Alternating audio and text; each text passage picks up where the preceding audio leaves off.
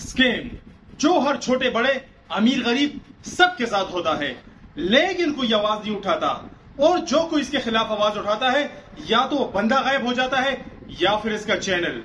ऐसा पॉसिबल है, शायद ये मेरी आखिरी वीडियो हो, मैं यकीन के साथ तो नहीं कह रहा, लेकिन ऐसा बिल्कुल पॉसिबल है, क्योंकि आज मैं जिस घिनौनी दुनिया का पर्दाफाश करने वाला हूं, ये सब सुनने और देखने के बाद आपके दिल की धड़कन तेज हो जाएगी। ये सब कुछ देखने के लिए वीडियो पर एंड तक बने रहिए। वीडियो अगर अच्छी लगी तो वीडियो को लाइक और चैनल को सब्सक्राइब कर दे और साथ में बेल आइकन को दबा दे, ताकि इसी तरह की इंफॉर्मेटिव वीडियो आप लोगों तक बर वक्त पहुंचती रहे। अस्सलाम वालेकुम दोस्तों, जरा कुछ देर के लिए खामोश होकर ये सोचिए कि एक बंदा जो खूबसूरत लिबास में आपकी जेब काट कर ये बोले कि किस तरह आप घर बैठे एक अच्छी जॉब हासिल कर सकते हैं, कि किस तरह आप अपनी फैमिली को सपोर्ट कर सकते हैं, कि किस तरह आप अपनी ड्रीम लाइफ बना सकते हैं जो आम लोग तसव्वुर भी नहीं कर सकते। तो इस पर आपका जवाब क्या होगा? यकीनन आप यही बोलोगे कि तुझ जैसा चोर अब मुझे सिखाएगा कि अच्छी जिंदगी कैसे गुजारते हैं। लेकिन दर हकीकत ऐसा ही हो रहा है। आपकी जेब काटकर आपसे धोखाधड़ी करने के बाद ये लोग आपको अमीर बनने के झूठे सपने दिखाते हैं। अब इन धोखेबाज लोगों की तकरीबन 4 अलग अलग कैटेगरीज हैं। इनमें सबसे पहले नंबर पर टाइम्स वगैरह कंपनी के धोखेबाज लोग आते हैं। इस कैटेगरी को मैंने पहले नंबर पर इसलिए रखा क्योंकि ये धोखा मेरे साथ होते होते बच गया, लेकिन ये धोखेबाज लोग मेरे दोस्तों को धोखा दे चुके हैं। ये बड़े अजीब तरह के चोर होते हैं। इनमें से कुछ बंदे मिलकर एक बड़ा सा ऑफिस किराए पर लेते हैं, इसके बाद कुछ पर्चियां छपवा कर किसी को दिहाड़ी पर रखकर तकसीम करवाते हैं। इस छोटी सी पर्ची पर यह लिखा होता है कि मैट्रिक या एफएससी पास या पार्ट टाइम जॉब हासिल करने के लिए इस नंबर पर कांटेक्ट करें। अब हमारे मुल्क में बेरोजगारी की शरह इस हद तक है कि 100 में से 40 लोग तकरीबन इनसे कांटेक्ट करते हैं, और इन्हीं 40% को सिलेक्ट करके ऑफिस बुलाया जाता है। अब इसके बाद होता यह है कि ऑफिस में बहुत से लड़के और लड़कियां पहले से ही मौजूद होती हैं, बिल्कुल इसी तरह की। अब इसके बाद जब बंदा इस माहौल को देखता है तो खुश हो जाता है कि चलो जॉब तो रियल है, जबकि वो सब लड़के और लड़कियां बिल्कुल इसी तरह के होते हैं जो कि पर्ची के थ्रू आए होते हैं। और इसके बाद इनसे कहा जाता है कि आप फॉर्म फिल करके कुछ रकम जमा कर दें ताकि आपकी जॉब कंफर्म हो सके, और पैसे जमा करने के बाद इनसे कहा जाता है कि अब आप अपने साथ कुछ और लोगों को जमा करें ताकि आपका ग्रुप बन जाए। और इसी तरह करते करते ये लोग तो अमीर बन जाते हैं, लेकिन स्टूडेंट्स और पार्ट टाइम जॉब करने वालों के हाथ फूटी कौड़ी भी नहीं आती। इसके बाद आते हैं नंबर 2 कैटेगरी में। इस कैटेगरी में ऑनलाइन ट्रेडिंग करने वाले शामिल है, जो आपको अपना आलीशान घर बड़ी सी गाड़ी दिखाकर लूटते हैं। इन लोगों का चोरी करने का अंदाज भी अलग होता है।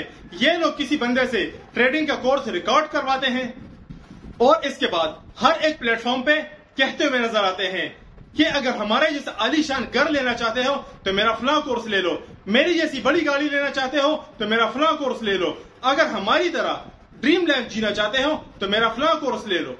अब इस ऑनलाइन ट्रेडिंग की हद तो यह है कि जिस बंदे ने ये कोर्स रिकॉर्ड करवाया है, इसने अभी तक ट्रेडिंग से 1 रुपया भी नहीं कमाया।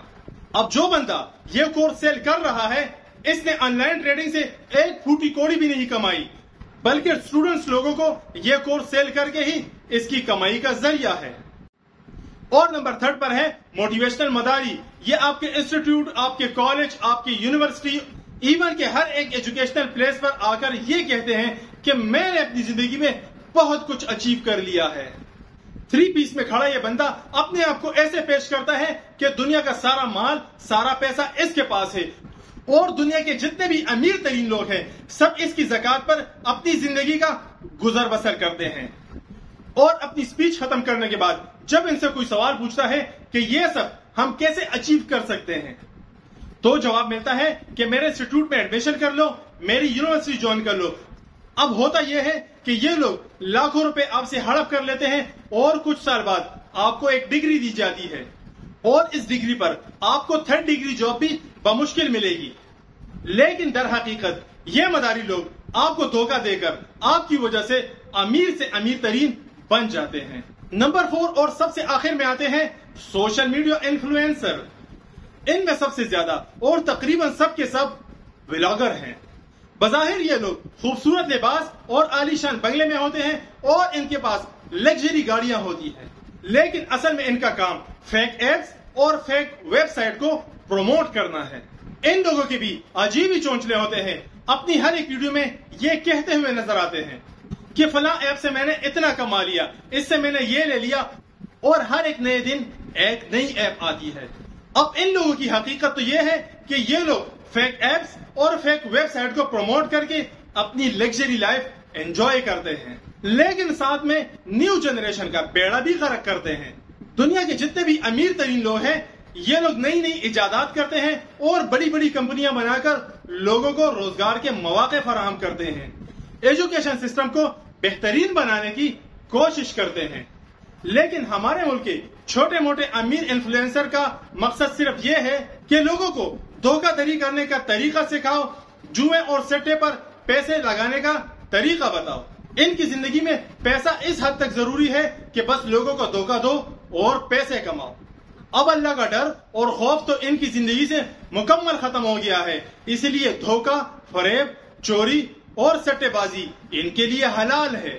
اب یہاں پر کچھ لوگوں کو میری باتیں زہر لگے گی، لیکن سچائی یہ ہے کہ کسی کو دھوکہ دینا، کسی سے چوری کرنا، کسی کے ساتھ فریب کرنا یا پھر آن لائن ٹریڈنگ کرنا دین اسلام میں مکمل حرام اور مکروہ ہے۔ ان سب کے بعد باری آتی ہے سعد الرحمان عرف ڈکی بھائی۔ سوشل میڈیا پر آج کل یہ بات بہت گردش میں ہے کہ ڈکی بھائی ملک سے فرار ہونے والے تھے کہ ایف آئی اے نے ان کو گرفتار کر دیا۔ اب ایف آئی اے نے اس کو گرفتار کیوں کیا، میں آپ لوگوں کو بتاتا ہوں۔ 17 اگست 2025 کو جب ڈکی بھائی لاہور ایئرپورٹ پر تھے تو ایف آئی اے والے ان کو گرفتار کر لیتے ہیں۔ یہ امیگریشن چیک اپ کروا ہی رہے تھے کہ ای سی ایل میں ان کا نام آ گیا اور اسی دوران ان کو گرفتار کر لیا گیا۔ اصل میں ڈکی بھائی کے خلاف کارروائی بہت پہلے سے شروع ہو گئی تھی۔ یہ بات ہے 13 جون کی، جب این سی سی آئی اے نے ایک بڑی کمیٹی ان لوگوں کے خلاف تشکیل دی، جس میں سرفرست ڈکی بھائی کا نام تھا، اور ان پر الزام یہ تھا کہ ڈکی بھائی پاکستان میں غیر قانونی گیمبلنگ ایپس جیسا کہ 1xBet یا Bet365 کو پروموٹ کر رہے ہیں۔ اور بات صرف پروموٹ تک نہیں، بلکہ ان پہ الزام یہ بھی ہے کہ یہ ان ایپس کے ساتھ بطور مینیجر بھی جڑے ہیں۔ اب سوال یہ اٹھتا ہے کہ وہ یوٹیوبر جو ملینز آف لوگوں کا فیوریٹ یوٹیوبر تھا، وہ جیل کی سلاخوں کے پیچھے کیسے پہنچ گیا؟ یہ صرف پیسوں کا لالچ ہے یا پھر سوشل میڈیا کی وہ دنیا جہاں پر شہرت کے ساتھ ساتھ خطرناک رستے بھی کھلتے ہیں؟ اس واقعہ سے ہمیں مورل آف دا سٹوری یہ سبق ملتا ہے کہ شہرت اور فالوورز صرف طاقت نہیں بلکہ ایک ذمہ داری ہوتی ہے۔ جیسے کسی یوٹیوبر کی ایک ویڈیو سے کسی کی زندگی میں خوشحالی آ سکتی ہے تو کسی کی زندگی بھی تباہ ہو سکتی ہے۔ تو خدارا اس نیو جنریشن کے حال پہ رحم کریں، 1xBet یا پھر اسی طرح کی کوئی بھی ٹریڈنگ ایپ کو پروموٹ کرنے سے اجتناب کریں۔